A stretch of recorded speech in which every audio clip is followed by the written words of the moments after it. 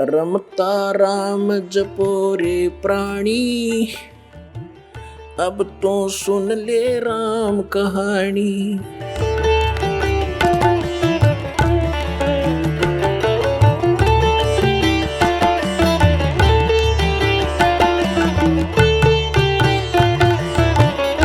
पर सो कहिए उपाय गुसाई, बालक अकसूदावंत कुछ खाई। एक ऐसा उपाय बताओ जो बालक भूखा कुछ खा ले। रामानंद असयुक्ति विचारा, तुम सुत कोई ज्ञानी अवतारा। तेरा बेटा जो है कोई ज्ञानी अवतार आया है, और बछिया जाही बैल नहीं लागा, कि एक बछिया लाओ जिसका बैल ना लाग्या हो कंवारी। अरसो ले ठाई तोड़ते आगा, ठाडे तोड़ कर तो ते ही आगा। उसको उसके सामने खड़ा कर दे। और दूध चले ते थनते, दूध ही धरो छिपाए। अक्षुदावंत होए तब ताको देखवाए। जो ला एक बछिया ले आवा, और चलो दूत कोई मरम न पावा। चलो दूत जो ला हरसाना, राग छिपाया कहो नहीं जाना। अब यहाँ देखो,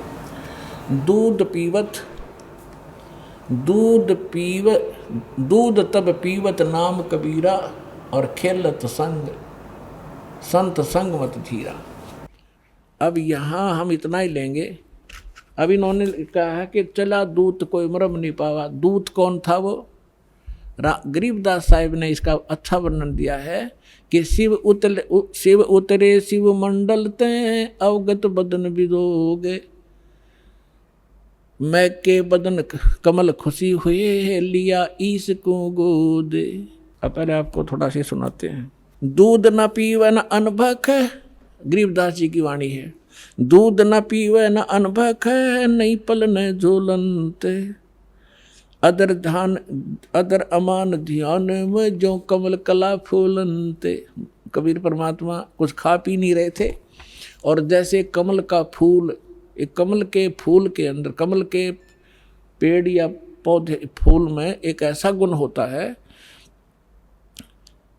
अब जैसे कमल किसी सरोवर में उग गया, और किसी कारण से कोई दरिया नदी टूट जाती है, और उसमें पानी भरना प्रारंभ हो जाता है, और उसका सतर उठना शुरू हो जाता है।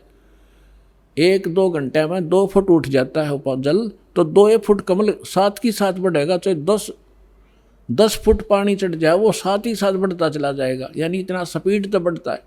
तो यहाँ उसकी तुलना की है कि परमात्मा कुछ खा पी नहीं रहे थे छोटे से बालक, और फल फूल ऐसे रहे थे जैसे कमल फूला करे, ऐसे स्पीड तय शरीर विकसित हो रहा था। शिव उतरे शिवपुरी से, अवगत बदन विनोदे। मैं के कमल खुशी भये, फिर लिया ईस को गोद। भगवान को गोद में ले लिया शिव जी ने। नजर नजर से मिल गई, किया ईस प्रणाम। धन मोमन धन पूर्णा, ये धन का सीनी काम। शिव जी ब्राह्मण उस साधु रूप में खड़े हुए, दोनों की जब नजर मिली परमात्मा की और शंकर जी की, तब उस साधु रूप में उस माई से और नीरू और नीमा से कहा था शंकर जी ने कि धन है नगरी, जा ऐसे महापुरुष के चरण टेके। ये तो परम संत है, कोई वो समझ नहीं सके शिव जी वो भगवान है। 7 बार चर्चा करी, बोले बालक बहने। दोनों की 7 बार चर्चा हुई। 25 दिन का बालक और बोला, और आपस में बतलावे शंकर जी से। 7 बार चर्चा करी, बोले बालक बहने।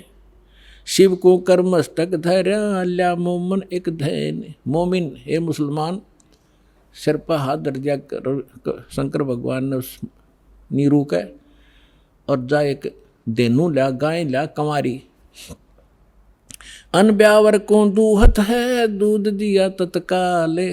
पीवे बालक ब्रह्म गति, ता शिव भय दयाले। अब ये तो आपको 250 वर्ष पहले, तो 280 वर्ष पहले लगभग गरीबदास जी ने उच्चतरार्थ की। 600 वर्ष पहले धर्मदास जी ने परमात्मा की महिमा को लिखा, कबीर सागर।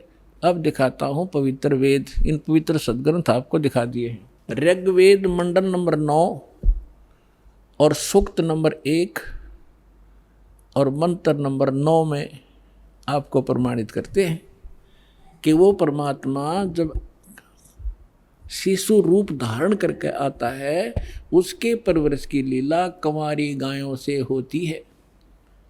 ये देखिएगा, ऋग्वेद मंडल नंबर 9 और 10 से इकट्ठे हैं। ये कहाँ से छपा है?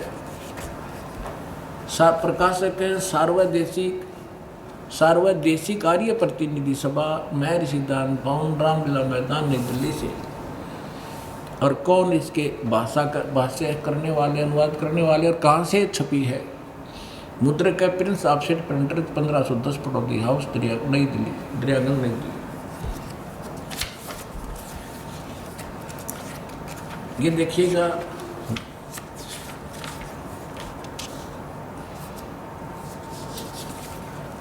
ऋग्वेद मंडल नंबर 9 और सूक्त नंबर 1 है और इसका मंत्र नंबर ये 9।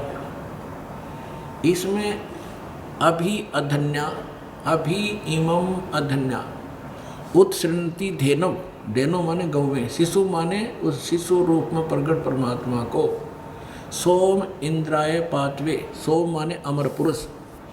अब इसमें क्या अनुवाद किया है कि उस सोम माने अमर पुरुष, या सोम माने इन्होंने, आप पे देखो ये ऋग्वेद मंडल नंबर 9 का मंत्र नंबर, मंडल नंबर 1 9 का सूक्त 1 का मंत्र 1 है। इसमें सोम शब्द है। सोम माने सोम स्वभाव परमात्मन, सोम माने परमात्मा, इन्हीं के शब्दों में। अब यहाँ लेते फिर अब हम ऋग्वेद मंडल नंबर 9 सूक्त 1 मंत्र 9 में आगे हैं। ये ऋग्वेद मंडल नंबर 9 सूक्त 1 और मंत्र 9। इसमें लिखा कि इमम माने उस, सोमम माने अमर पुरुष को, पुरुष माने परमात्मा, तो उस अमर परमात्मा को जो शिशु रूप में, शिशुम कुमार अवस्था में, बाल्य अवस्था में ही, अभी अधन्या, अभी माने पूर्ण, सब प्रकार से पूर्ण रूप से, अधन्या माने बिना धनाई, जो जिसको बैल ने टच ना किया हो, अभी अधन्या। हमारे यहाँ हरियाणा के अंदर, हमारे यानी अक्षेत्रीय भाषा में यूँ कहा करते कि ये गायें बिना धनाई है, अधन्या। बिना धनाई माने ये इसको बैल ने टच नहीं किया है, सांड ने, और ये मतलब बिना धनाई है। तो यहाँ वही है, अभी अधन्या। अभी माने पूर्ण, सब प्रकार से कंप्लीट इन ऑल रिस्पेक्ट, यानी कंवारी। अभी अधन्या माने कंवारी। ये देखिए, उस सोम स्वभाव, सोम माने अमर पुरुष को, शिशु माने जो शिशु रूप में प्रकट होता है, उसकी अभी अधन्या, सब प्रकार से, अधन्या माने इन कर दिया अहिंसनीय, ये खाक अर्थ है इनका। दैनो माने गौवें, गौवें तृप्त करती हैं, ओए होए, तृप्त करती उस परमात्मा को, जो परमात्मा अमर पुरुष शिशु रूप धारण करके आता है, उनके परवरिश की लीला। ये समझो, अभी अधन्या कंवारी गायों गौओं के द्वारा होती है, वो उसको तृप्त करती हैं। अब इससे क्या सिद्ध हुआ? परमात्मा ने जो लीला की 600 वर्ष पहले, वो आपको दिखा दी उनकी अमृत, उनकी लीला के अंदर। और उसके बाद जैसे तुलसीदास जी ने भगवान श्री रामचंद्र का इतिहास जीवनी लिखी बाद में, ऐसे ही गरीबदास साहिब को परमात्मा मिले थे, सचखंड लेकर गए थे, उनकी दिव्य दृष्टि खोल दी थी, उनका ज्ञान योग खोल दिया था। उसके बाद आदरणीय गरीबदास साहिब जी ने परमात्मा की वही महिमा बताई कि उन्होंने ऐसे लीला की। और वेद बताते हैं कि परमात्मा जब शिशु रूप धारण करके यहाँ आते हैं, एक लीला करते हैं, उस समय उनके परवरिश की लीला कंवारी गायों द्वारा होती है। Who is God? Kabir is God. बोलो सतगुरुदेव।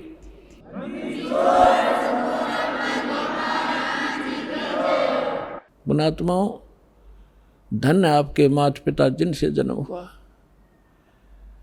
आप ये मत समझ लेना कि आप आम आत्मा नहीं हो। जो इस सच्चे दरबार में पहुंच गया, वो परमात्मा की विशेष लाडली आत्मा है।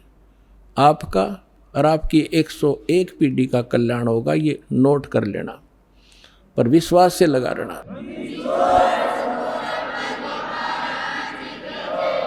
आप सुन रहे थे जगत गुरु तत्वदर्शी संत रामपाल जी महाराज जी के मंगल प्रवचन। अधिक जानकारी के लिए विजिट कीजिए हमारी वेबसाइट www.jagatgururampalji.org। संत रामपाल जी महाराज जी के शुभ आशीर्वाद से पूरे विश्व भर में 500 से भी ज्यादा नाम दीक्षा केंद्र हैं, जिन पर संत रामपाल जी महाराज जी द्वारा ऑनलाइन निशुल्क नाम दीक्षा दी जा रही है। अपने नजदीकी नाम दीक्षा केंद्र का पता करने के लिए संपर्क करें 8222880541।